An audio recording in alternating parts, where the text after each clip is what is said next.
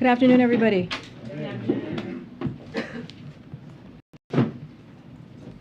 As you heard from the President just this morning, this administration is ready to help the people of Florida in every way possible. And when the storm passes, we will be there to help Florida rebuild and recover. We are committed to seeing this through. Yesterday, President Biden spoke with Governor DeSantis, as well as Tampa Bay area mayors, to discuss the steps the federal government is taking to help Florida prepare for Hurricane Ian. And tomorrow he will visit FEMA's headquarters to receive a briefing on federal response efforts for Hurricane Ian. Already, we have deployed significant federal resources to the region to help prepare for the hurricane. We have more than 1,300 federal response workers on the ground in Florida. There are 3.7 million meals and 3.5 million liters of water pre-positioned in Alabama. 110,000 gallons of fuel and 18,000 pounds of propane are pre-staged for immediate deployment. 300 Army Corps personnel are on the ground to support power and fuel assessments. 300 ambulances are supporting local officials, and multiple federal disaster medical assistance teams are deployed to Florida and Georgia. As President said this morning, this storm is incredibly dangerous and life-threatening.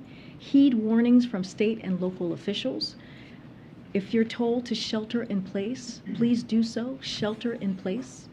Additionally, we know that disruptions from hurricanes can pose challenges to markets, but the latest projections show that major refineries should not be impacted by Hurricane Ian.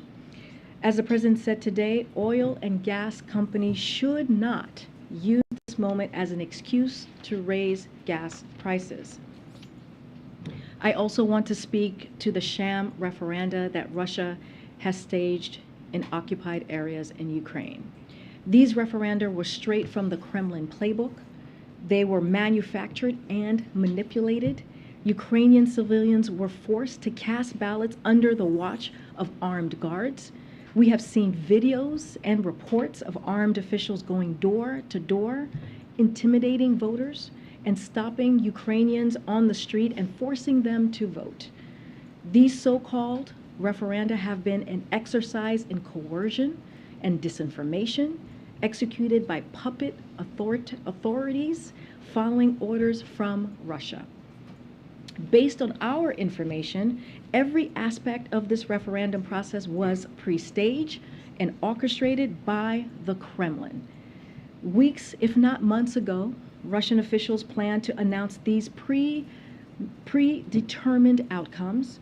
The Russian government instructed security forces to occupy referendum workers as they collected votes, and the Russian government falsified the results to advance the lie that the Ukrainian people want to be part of Russia.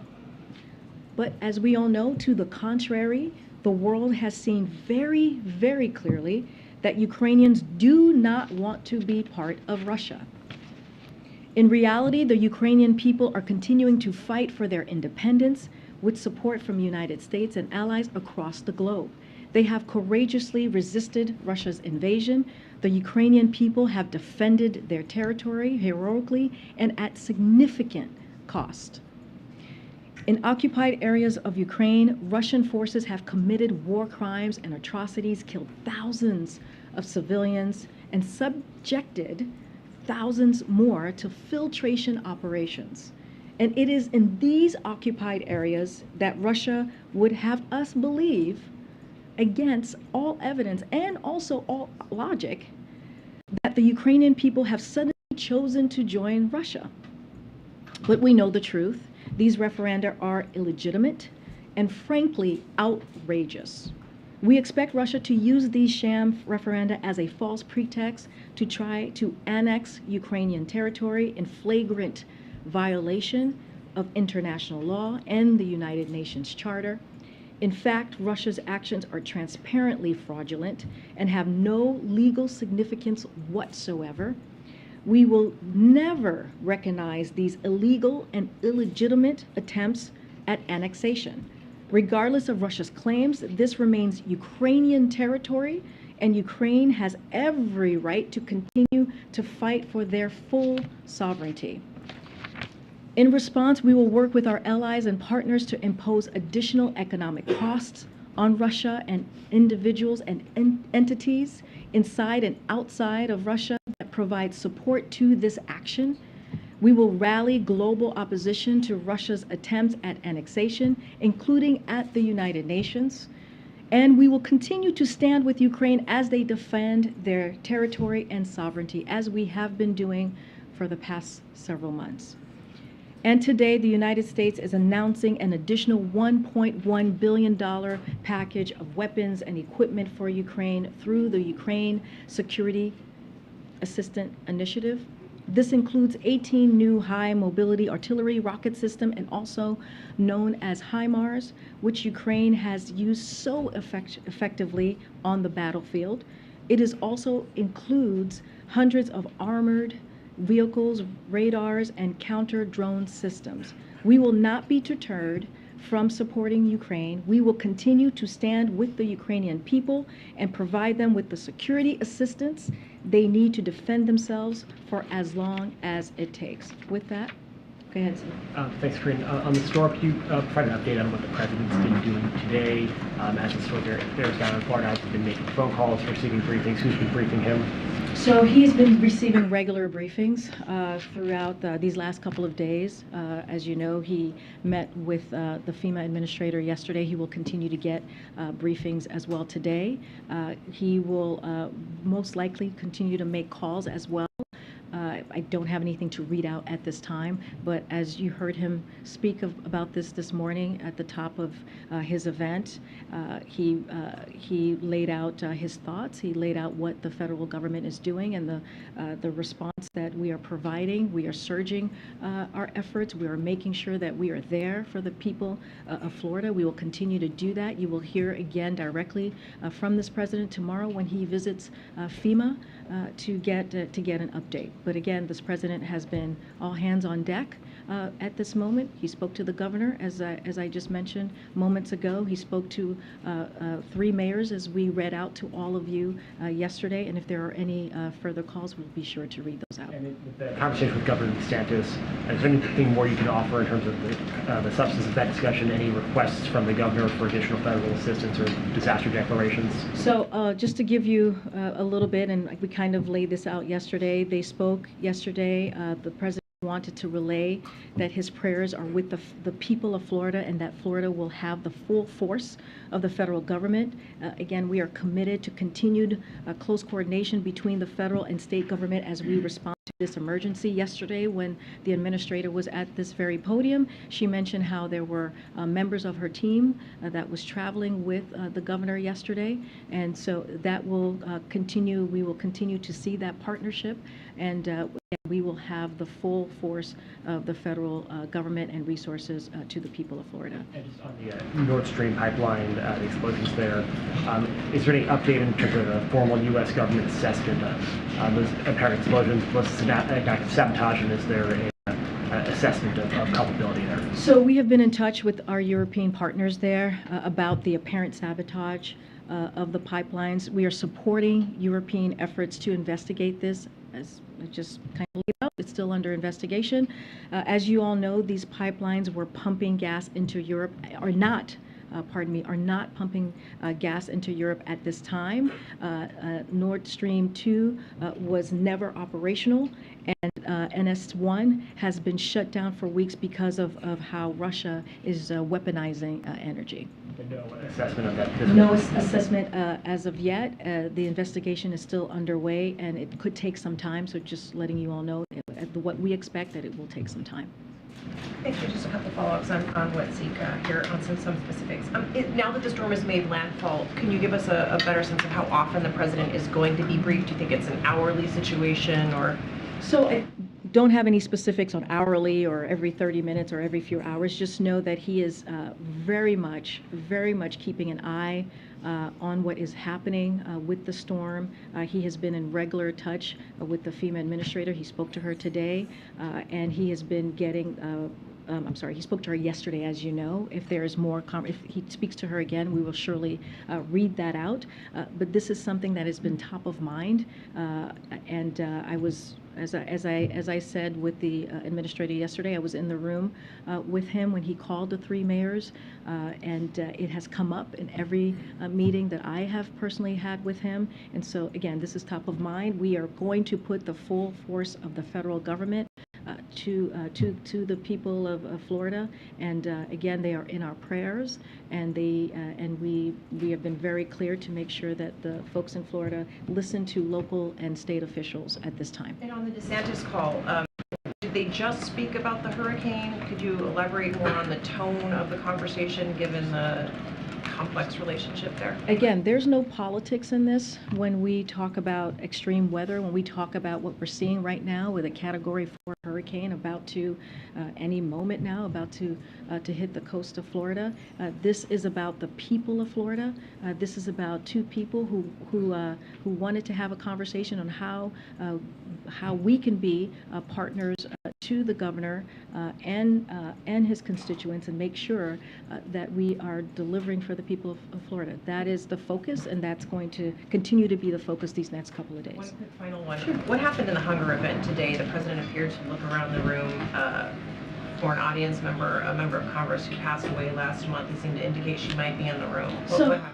So the president was, as you all know, you guys were watching today's event, a very important event on food insecurity. The president was naming the congressional champions on this issue and was acknowledging her incredible work. He had already planned to welcome the Congresswoman's family to the White House on Friday. There will be a bill signing in her honor this coming Friday. So, of course, she was on his mind. She was of top of mind for the president. He very much looks forward to discussing her remarkable legacy of public service with them when he sees her family this coming Friday. He said, "Jackie, are you here? Where's Jackie? She must not be here." No, I totally understand. I just explained she was on top of mind. You know, this wasn't what we were able to witness today, and what the president was able to lift up in this at this conference, at this event, was how her focus on wanting to deal with, combat food insecurity in America. And this is something that he was lifting up and honoring. And again, he knows that he's going to see her family this coming Friday. There's a bill signing that's going to happen in renaming a VA clinic in Indiana after the late Congresswoman. He knows that he is going to see her family, and she was at top of mind. The State Department's Amos Hochstein, within the past few days, has met with the Saudi Prince MBS. What is the U.S. telling Riyadh and OPEC more broadly about its upcoming output decision? So I don't have any details of that meeting. As you know, that is indeed, we had some White House officials in the region most recently. I don't have any more details to share. Okay. The EU said any deliberate disruption of the Nord Stream pipeline would be met with robust and united response. Does that united response include the U.S.? And what type of responses should we expect, given how important that asset is to the region? So, as I just mentioned before, it's going to take some time to see who is behind this, and so there's an investigation underway. And I will say that attacks on critical infrastructure of our European and NATO allies is a matter of concern for us. And we will continue to be vigilant on this and coordinate with our allies and partners. But again, the investigation, as we understand it, is going to take some time, and it's underway. The Energy Secretary said today in an interview with Bloomberg that all energy infrastructure operators in the Baltic Sea area, as well as U.S. LNG ships bringing LNG over to the EU, need to be on, quote, high alert, given what we've seen with the pipelines. Has there been a shift in the U.S. security posture in the region because of the allegations of potential sabotage? Don't have anything to share on any shift of security posture in the region. But look, we take this, we take this very seriously, and this is of concern to us. And so we're going to let the investigation happen. occur. It's going to take some time, and we will be there for our European partners and allies, and also our NATO allies. You detailed this strenuously at the top. This was so transparent and so telegraphed in terms of the referenda and the sham annexation efforts. Why wait until after annexation to take action in terms of imposing costs economically? Is this a legal issue? Is this making sure people are united? Why wait until it's done when you know it's coming? So that is the posture that we are all taking with our allies and partners. Look, we are, but again, it does not take away from the fact, the pure fact that we are prepared to impose swift and severe economic cost on Russia when they move forward with annexation on individual and entities inside and outside of Russia that provide support for this action. You know, we will continue to stand with the people of Ukraine as they defend their territory. Look, you know, there was a process here. We knew this was coming. This was part of the Kremlin playbook. But if they do indeed move forward, and they move forward with the annexation, we will be prepared with our partners and allies. And just one more quick follow-up, because I'm trying to get my head around the response. If the late Congresswoman was top of mind for the president, and her family was expected to be here, and that's what he was thinking about, why was he looking for her? I'm not trying to be snarky here. No, I mean, and I'm... No. What you were saying and what he said there.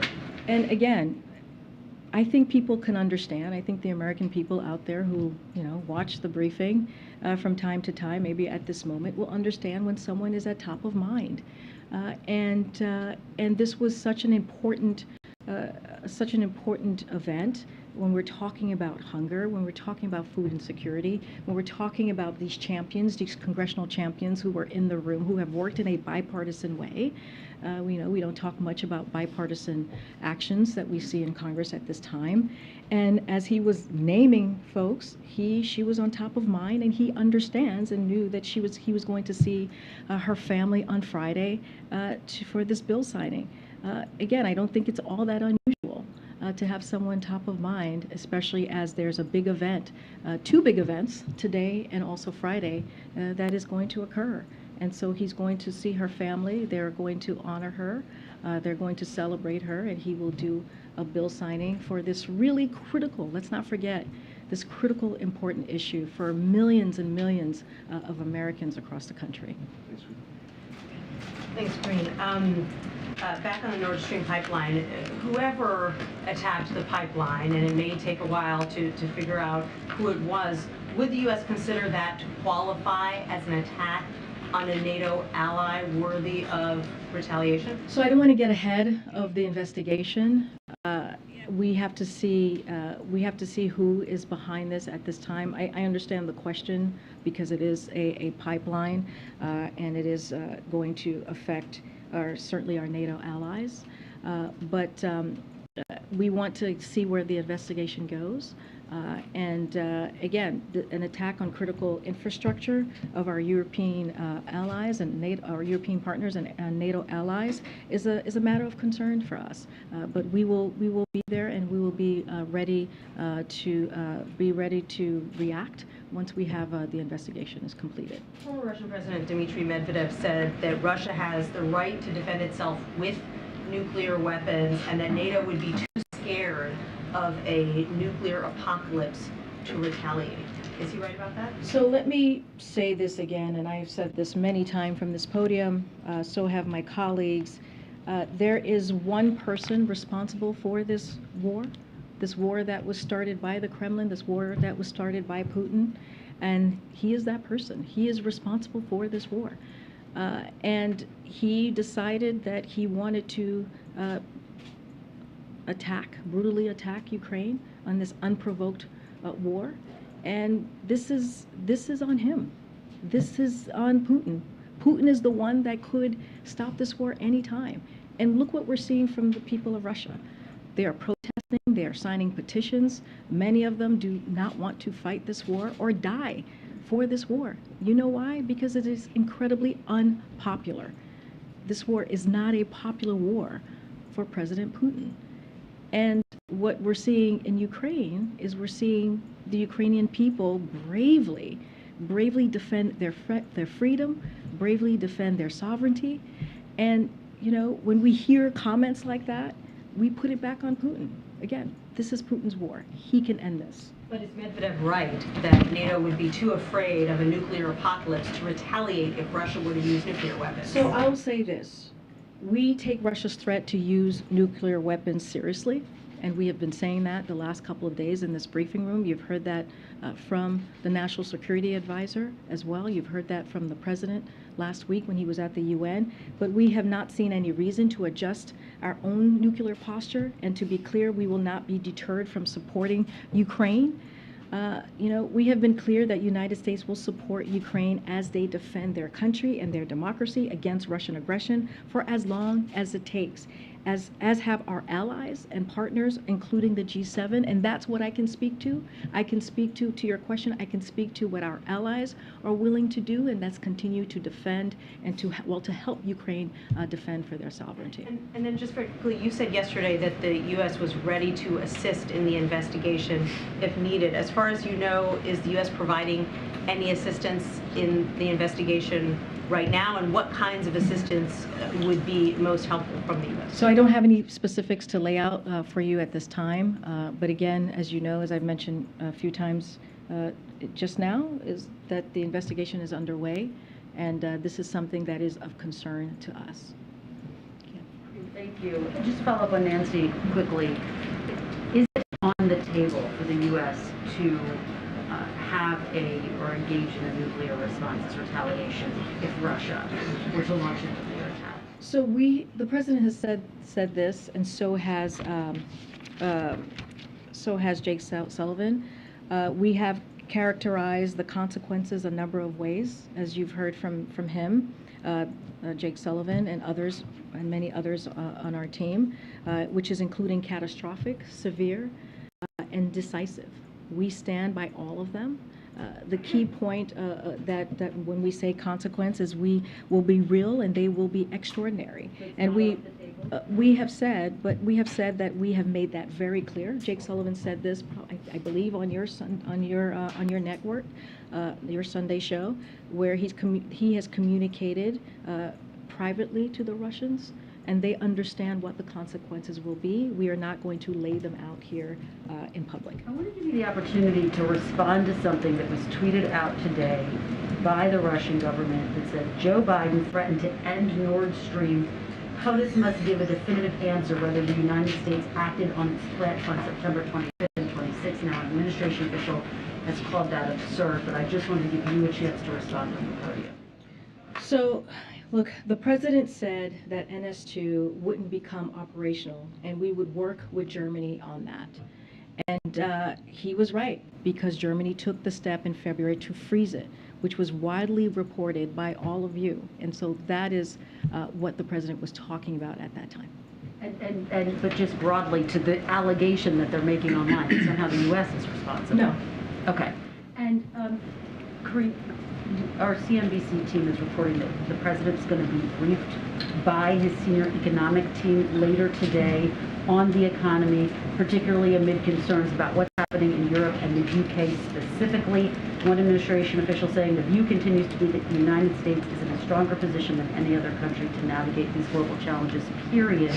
But my question for you, have concerns about a potential recession increased in the president's mind, given what we're seeing globally? Here's what I will say, and the president talked about this a little bit on Monday during his event. So he wants the American people to know, because of Americans' resilience and the economic strategy that we have pursued for the past 19 months, the United States of America is a stronger position than any other country to navigate these global challenges. And that's just period. That's the way we see it. That's the way his economic team sees it. And that's because jobs are up, incomes are up, people are back at work, and American manufacturing is roaring back, up to close to 700,000 new jobs just this past 19 months. And let's not forget the legislation wins that you have seen from the Democrats in Congress.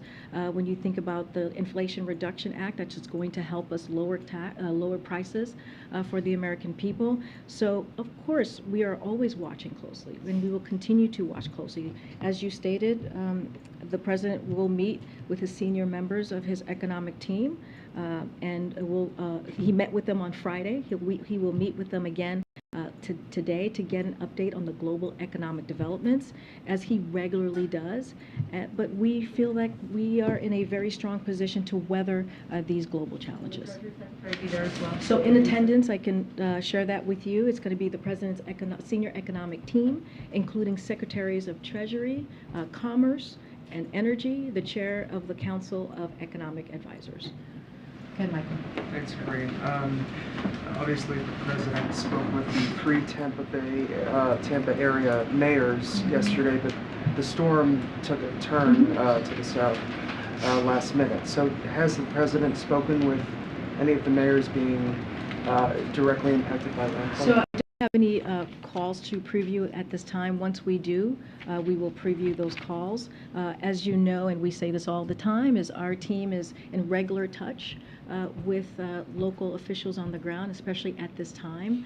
As we've heard from FEMA and the administrator and her team, they are on the ground trying to help in every way possible. And we have put the full force of the federal government when it comes to making sure the people of Florida have the resources they need. I just listed out at the top of the briefing on all of the kind of resources, manpower, women power that's on the ground, water, food, and we will continue to move in that direction, making sure that the folks of Florida get what they need. If we have any calls to read out, we will surely share that with all of you. And speaking of federal resources, the governor is asking the Defense Department to provide additional airlift capacity in anticipation of a massive high water recovery effort.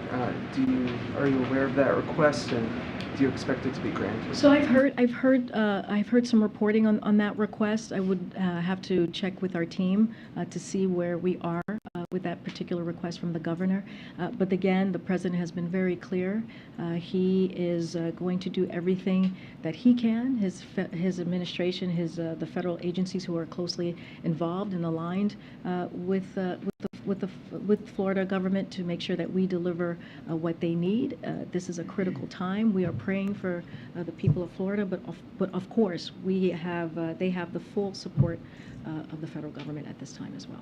Okay, Steve. I'm sorry to have to do this, but I'm compelled to ask you to go one more time back to the question about Congresswoman Walorski. I'm not sure why. Why one more time? Frankly, honestly, I think the memory of the Congresswoman and history requires some clarity here. Can you explain where the mistake was made?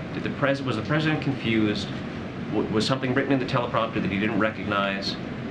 Can you just help us understand what happened? I mean, you're jumping to a lot of conclusions. No, but you're. Find out what happened here. I hear you, Stephen. I'm answering the question that you're jumping to a lot of conclusions. I just answered the question. If that had been the case, I would have stated that, right? I would clearly have stated what you just laid out.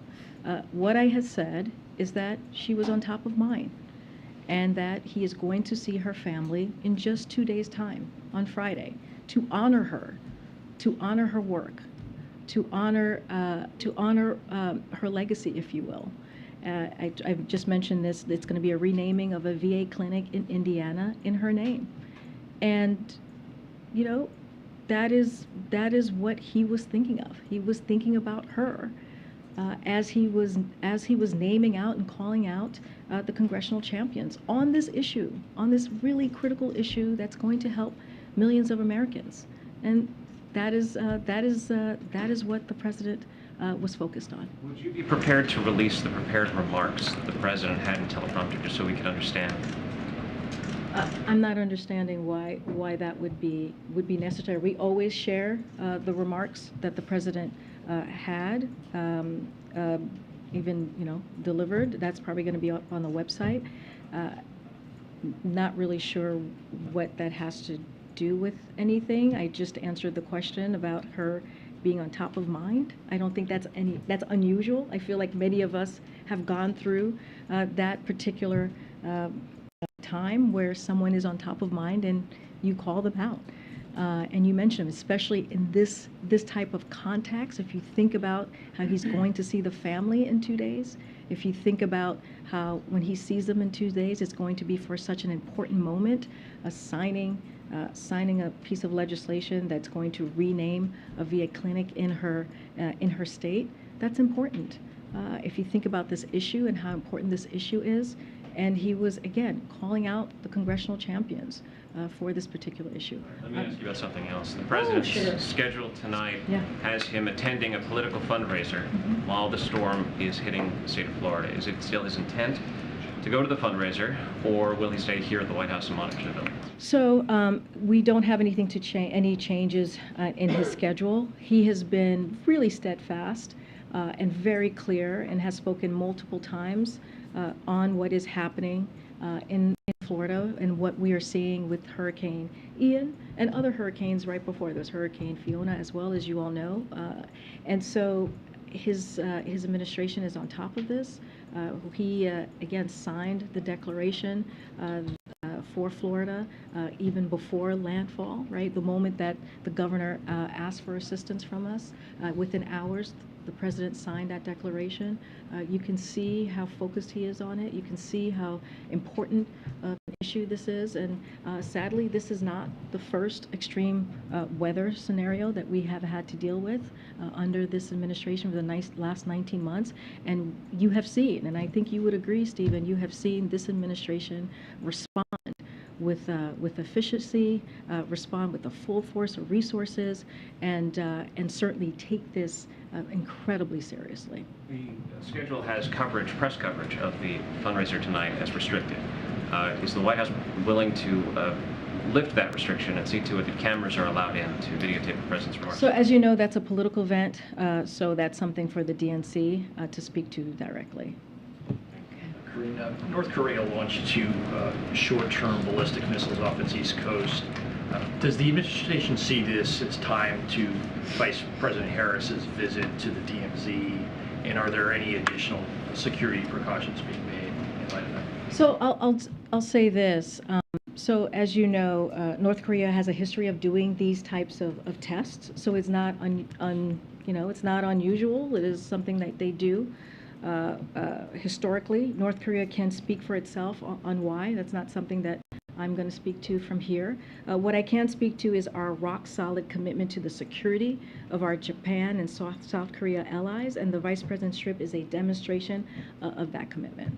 And just on the permitting bill, you put out a statement yesterday after Senator Manchin withdrew the proposal. What is the administration's view of this legislation going forward, and is there any preferred vehicle for this bill? Senator Capito suggested the NDAA might be a possibility later this year. So a couple of things. So first, I want to say that the president wants the government to remain open, and is glad that to Congress for making progress on continuing budget resolutions. So I want to state that very clearly. But at the same time, the president believes we must pass the permitting reform bill so that the United States can realize the benefits of the historic investment in the Inflation Reduction Act and the bipartisan infrastructure law as well. He supports the permitting reform, as you know, as you stated from my statement yesterday. The administration will continue to work with Congress and find the best path forward so we can enact this bill. Clearly, the Congress leads the way on the mechanisms on how bills will move forward, and so we'll leave that up to leadership, but again, we will work closely with them. Thank you, Karine. Yesterday, President Biden mentioned Rick Scott and Ron Johnson, as well as Kevin McCarthy, warning about those 3 specifically and what the country would look like if they were in control.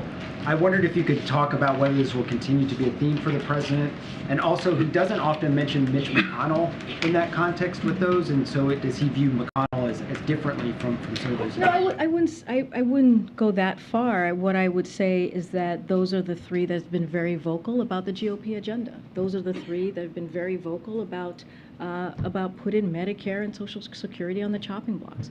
When you think about when they say protect the lives of unborn children, they mean a national ban on abortion that puts doctors and nurses in jail for performing miscarriage management or saving the health of the mother.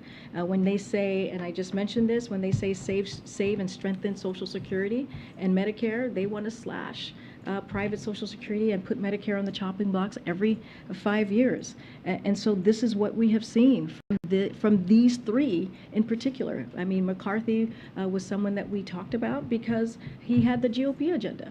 The GOP agenda, which does not have a commitment to the American people, which does not have a commitment in making sure that Americans get lower medical costs, our seniors get lower medical costs, or fight inflation. Matter of fact, the first thing that he wanted to do was get rid of the Inflation Reduction Act, which would actually hurt Americans.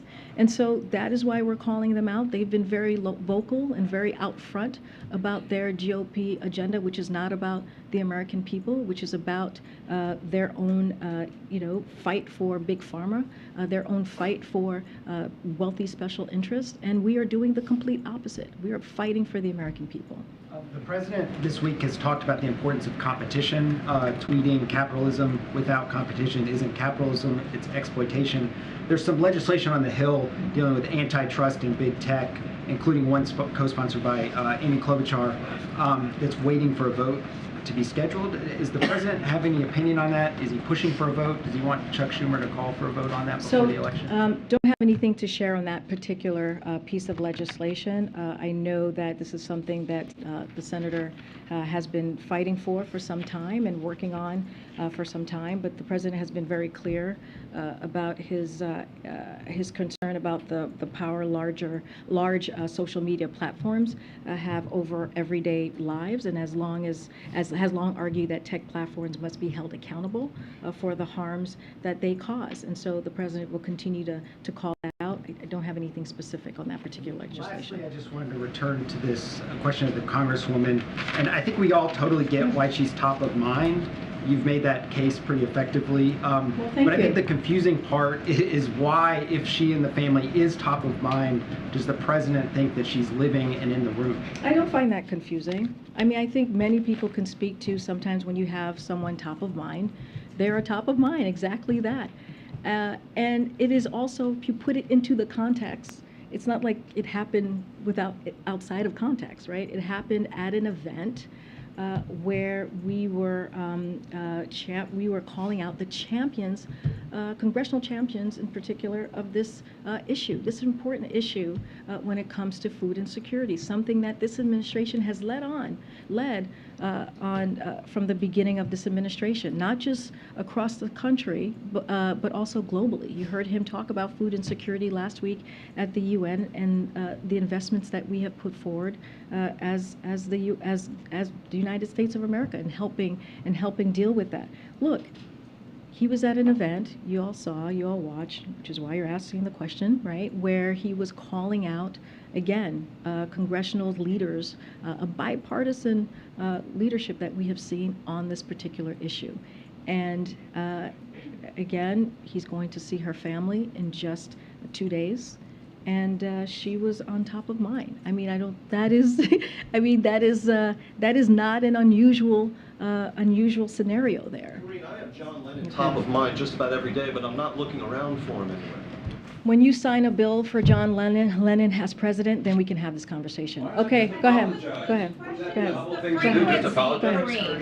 moments of confusion are happening with the three constituents. Go ahead. Excuse me, there are Americans are watching this and are having concerns. What do you say to The that? Treasury Secretary This is a legitimate question. We need to have some answers.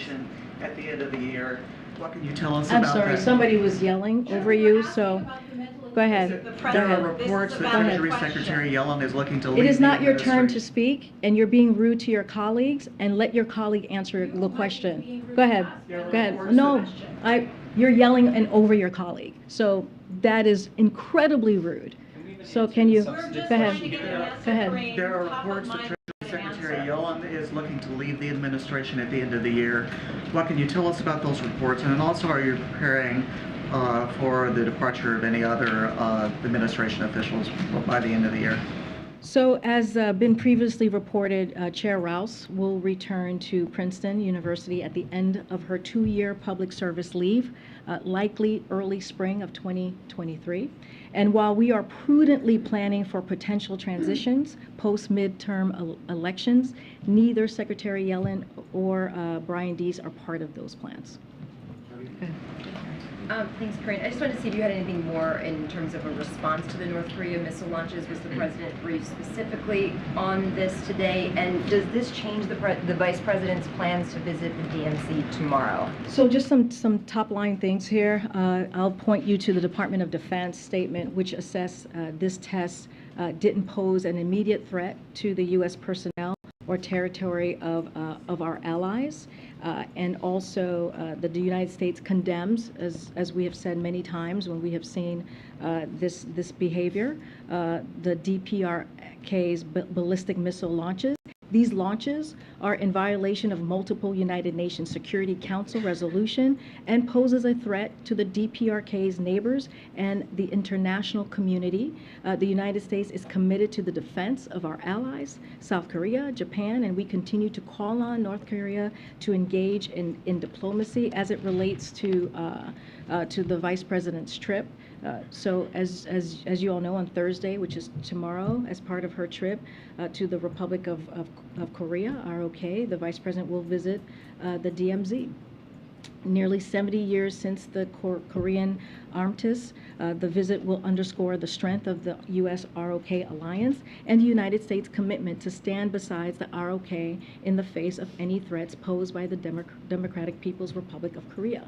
The Vice President will tour sites at the DMZ, meet the service members, and receive an operational briefing from U.S. commanders. The Vice President will reflect on the shared sacrifice of tens of thousands of American and Korean soldiers who fought and died together, and will reaffirm the U.S. commitment to the ROK's defense in ironclad. As you just could tell, that trip is going to continue. Thanks, Karine. Can you address Democratic Representative Henry Cuellar's comments on Fox about the administration needing to do more on the border? He's, obviously been critical of the administration in the past, but is the White House ignoring the congressman as he appears to be contending? So I've not seen those comments. What I can say, and what we have said many times from here, every individual encountered at the border is either expelled under Title 42 or placed in removal proceedings. That remains to be true. We are working to expedite the asylum process timing and have brought it down from years to months for many recent encounters. Of course, we could expedite the processing time even further, and you've heard me say this many times, if congressional Republicans would quit blocking our actions and start supporting the comprehensive immigration reform proposal that the president proposed on day one. And we inherited a decimated, a gutted immigration system, and the president took this so seriously that on day one again he put forth a comprehensive plan. So we would look forward to having congressional Republicans join us in dealing with this issue. On the hurricane, the president had some strong words for oil and gas executives. I wanted to ask, is the White House following up individually with those executives to speak directly about these kind of concerns? Any plans of bringing them in, for example? So I don't have any actions here to preview for you at this time, but as I've noted, wholesale gas prices have declined about 3 times as much as retail gas prices over the last month, and in addition, oil and gas companies are making record profits and need to pass these savings on the consumers at the gas pump now. So the president is making that very clear. We are making that very clear, and we'll leave it as that. If there's more to preview, we certainly will share that. Yeah, thanks very much. Just back to Florida for a second. Can you talk a little bit about how long the conversation was between the president and the governor? And also, did they touch on any other topics, like the governor sending the migrants to Martha's Vineyard? So the call was just focused on the hurricane, the hurricane response. There was no other topic that was discussed on the call. I don't have a timeline of how, or timing of how long the call was. I think the important thing is that the call happened, that the president was able to connect with the governor. They both agreed that they would that the president would be there to have the full force of the federal government behind Florida for the people of Florida, and they were committed to continued close coordination between the federal and state government. And so as we respond to the emergency, that was the commitment that they made. That was the conversation that was had. Again, the FEMA administrator has spoken to the governor. She spoke to governor many days ago. She said here, and I'll just reiterate, as I just said moments ago, her team has been on the ground with the governor and his team, and we will continue to work in close coordination. Thank you so much. On the global economy, the strong dollar has an impact beyond the borders of the United States, obviously, on many countries. So is this something the administration is discussing with allies and partners, and how coordinated is the economic response? Because we get warnings about, global recession almost every day. So the U.S. government, including the Department of Treasury, are always in touch with our allies and partners, including the UK, on the global economy. Don't have anything further to share on that piece. But again, this is, as I mentioned, when it comes to the global economy, this is something that we are clearly watching very closely. But we feel, as I stated a second ago, that we are in a strong position. The U.S. economy is in a strong position to deal with the global challenges ahead. Good. You're in the back. Thank you. I wanted to ask about something you said yesterday, but really quickly. Ambassador Rahm Emanuel has been in touch with the family of Navy Lieutenant Ridge Alconis, and a number of U.S. senators have sent a letter to the Japanese government asking them to revisit his case. I know the president has a lot on his plate, but is this something that he's been briefed about? That one I would have to just check with his team, since to your point, there's just so much going on. So let me just check with this team on that particular question. My second question is, during his second press conference, the president said of the midterm elections, I'm not going to say it's going to be legit. His subsequent preferred voter reforms, those did not pass Congress. And then yesterday you said, we are confident in the integrity of our elections here. My question is, what gives Biden confidence 6 weeks out from those elections that he didn't seem to have at the beginning of the year? So can you do me a favor? Can I just go back and see his answer there? Because I want to see what context he was answering that question and how it was asked. So in order to give you a fulsome answer, I actually need to do that, just to be fair to you and to be fair certainly to the president as I represent him up here. So let me do that, and then I can get back to you on that particular question. Just to try one more time, does the president believe that in his reference to the late Representative Jackie Walorski, who you have said from the podium numerous times he respects the work that she has done, he'll be meeting with her family to honor her work. Does he believe that he handled that reference appropriately, or is this something that he would like to get back? Like to get back what? He said, where is Jackie? Look, I know this is a question that many of you have had. I've answered it multiple times already in this room, and my answer is certainly not going to change. All of you may have views on how I'm answering it, but I am answering the question to the way that he saw it and the way that we see it. We have to remember as well is that, this was an important event today. This was an event about food security. This was an event about how we're going to take the steps to get to eradicate hunger by 2030. And that is something that the president takes very personally. That is something that we would be doing this event that has not happened since President Nixon, right? That was 50 years ago that an event like this occurred at the White House. So clearly this is something that is important.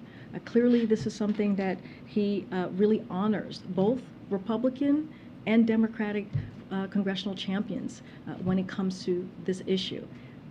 Again, she was at the top of mind. He is going to be seeing her family in 2 days to honor her, to honor the work that she has done. And you know, this was a remarkable legacy that she had, and we should be honoring that. I'm going to go to the back. Go ahead, Ellie in the back.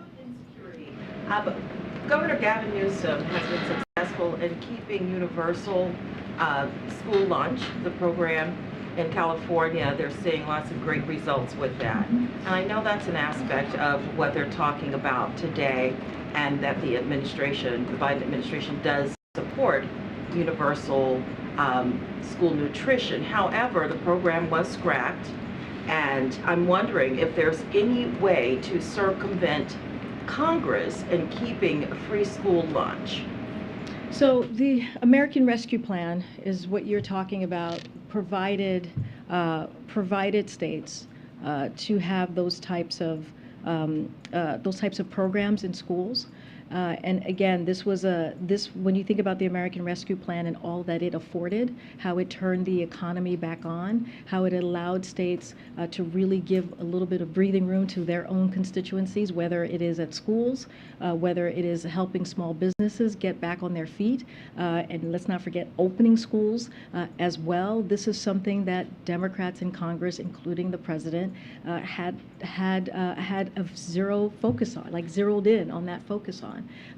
And it was a bold action that the president believed needed to be taken. And let's not forget, it also helped to really deal with child poverty in communities that have really been hurt by this. And so, look, don't have anything new to share on that piece of that question that you just asked me, but I think it's also important to highlight how important the American Rescue Plan, how much it changed lives. Is there any potential that universal school lunch will come back within this next couple of years? Again, don't have anything to preview, but I also want to list out how important that American Rescue Plan was. And it gave states the funding to do just that, to do what you are laying out, and how critical that was at the time during a beginning of a pandemic, or in, you know, even in the middle of a pandemic, because it lasted for some time, to deal with that issue.